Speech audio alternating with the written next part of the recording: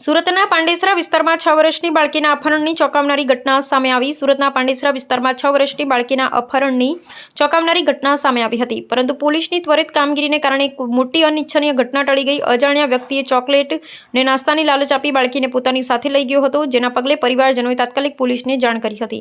ઘટનાની ગંભીરતા સમજતા જ પોલીસે તાત્કાલિક એક્શન લઈ અનેક ટીમો બનાવી સર્ચ ઓપરેશન શરૂ કર્યું છે.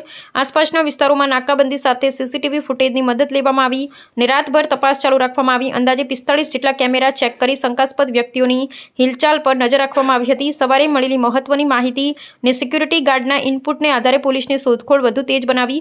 અંતે ખાડી નજીકની ઝાડીઓમાંથી આરોપી બાળકીને સાથે લઈ બેઠેલો મળી આવ્યો. પોલીસે તરત જ બાળકીને સલામત બહાર કાઢી આરોપીને કસ્ટડીમાં લીધો. પકડાયેલ આરોપી બિહારનો વતની હોવાનું સામે આવ્યું છે અને તે હાલ સુરતમાં રહેતો હતો. પ્રાથમિક તપાસમાં તેના ખોટા ઈરાદા અંગે સંકેત મળ્યા છે. હાલ પોલીસે તેના વિરુદ્ધ કાયદેસરની કાર્યવાહી હાથ ધરી છે અને વધુ તપાસ ચાલુ છે. જ્યારે બાળકીને સુરક્ષિત મળતા પરિવારજનોએ રાહત અનુભવી છે. રિપોર્ટર સુનિલ ગાંજાવાલા, સુરત. જી, ગઈ તારીખ 31/3/2026ના રોજ રાત્રે 10:30 વાગે પોલીસના પીસીઆર પર 112 પર કોલ આવેલ કે પોલીસ મદદની જરૂર છે, જેથી પીસીઆર જે તે જગ્યાએ પહોંચેલી અને ત્યાં ઊભેલા તેના મધર ફાધરે રજૂઆત કરેલ કે મારી 6 વર્ષની દીકરીને કોઈ માણસ અજાણ્યો અપહરણ કરી લઈ ગયેલ છે. ત્યારબાદ પોલીસ ઘટના સ્થળે પહોંચે છે. પોલીસ આજુબાજુ ચેક કરે છે અને સીસીટીવી જોવાનું ચાલુ કરે છે. ત્યારબાદ એક માણસ આ દીકરીને લઈને જતો દેખાય છે, જેનો પીછો કરતાં કરતાં વડોદ ગામથી આગળ જાડી ઝાંખરીવાળા સુધી રસ્તા સુધી જતો હોય છે, પરંતુ આગળની કોઈ લીડ મળતી નથી.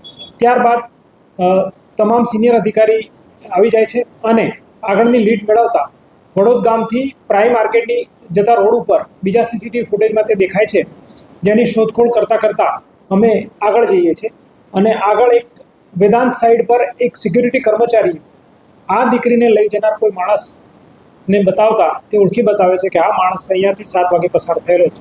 ત્યારબાદ આગળના ભાગે જતાં કેટલોક જાડી ઝાંખરાવાળો વિસ્તાર હતો અને પાછળના ભાગે ખાડી હતી, જેમાં પાંડેસરા સિવાય ખટોદરા અને અલથાણની ટીમો બનાવીને પણ જગ્યાને સર્ચ કરતાં છેક સવારે 5:30-6 વાગે એક માણસ જાડીમાં દીકરી સાથે મળી આવે છે, જેની દીકરી હેમખેમ મળી આવે છે અને માણસ પણ ત્યાંથી મળી આવે છે, જેથી પોલીસે રાત્રે ગુનો દાખલ કરેલો હોય છે, જેના આધારે પોલીસ તેની ધરપકડ કરે છે અને આગળની કાર્યવાહી ચાલુમાં છે. સાહેબ, આ કોણ છે આરોપી અને એની લઈ જવાનું કારણ શું હતું? આરોપી પ્રદીપ નામનો માણસ છે, જે ભૂતકાળમાં કલર ટેક્સ તેમજ પારસ મિલમાં કામ કરતો હતો. સાંજના ભાગે જે રીતે એને ઉઠાવવામાં આવી છે તે મુજબ તેને પોતે કબૂલાત પણ કરેલી છે કે તે કોઈ ખરાબ ઈરાદાથી આ છોકરીને લઈ ગયો હતો, પરંતુ સંજોગો વસાત અથવા નસીબના જોગે જે પણ કંઈ કહો તે છોકરી ખૂબ જ સલામત રીતે મળી આવેલ છે અને છોકરી સાથે કોઈ અઘટિત ઘટના બનેલાનું નહીં જણાવેલ મેડિકલ રિપોર્ટમાં આવેલ છે, જેથી છોકરી ખૂબ સલામત હોય, બીજી કોઈ અન્ય ચિંતાનું કારણ નહોતું.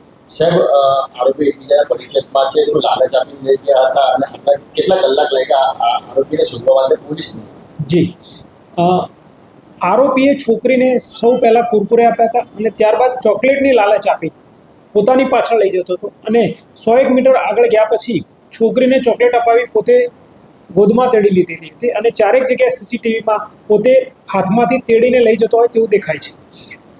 બનાવ 6:30-7 વાગ્યાનો હતો, પરંતુ માતા પિતાએ પોલીસને 10:30-11 વાગે જાણ કરેલી અને પોલીસે 11 વાગ્યાથી શરૂ કરીને લગભગ સવારે 6:30 સુધી હું પોતે 2 પીઆઈ, ડિસ્ટાફ પીએસઆઈ, માણસો ખટોદરા અને અલથાણની ટીમો મળી કુલે 30થી 35 માણસોએ આખી રાત સતત જ્યાં પણ શક્યતાઓ દેખાય ત્યાં તપાસ કરી હતી અને વચ્ચેથી આરોપીનો મોબાઈલ ઓળખાણ થતાં આરોપીનો મોબાઈલ પણ મળેલો, જેથી 2-3 વાર તેના લોકેશન પણ લીધેલા, જેના આધારે પણ અમે આરોપી સુધી પહોંચી શકે. સાહેબ, આરોપીનું નામ શું છે, કેટલી ઉંમર છે, મેરિડ છે, શું છે ઇતિહાસ? આરોપીનું નામ છે પ્રદીપ ઉર્ફે ભગવત, જેની ઉંમર 33 વર્ષની છે, પોતે મેરિડ છે, તેને 2 દીકરીઓ છે અને તે બિહારના ઔરંગાબાદ જિલ્લાનો વતની છે. સર, આજે બાળકીને શોધવા માટે પોલીસે કેટલા સીસીટીવી ફૂટેજ તપાસી રહ્યા?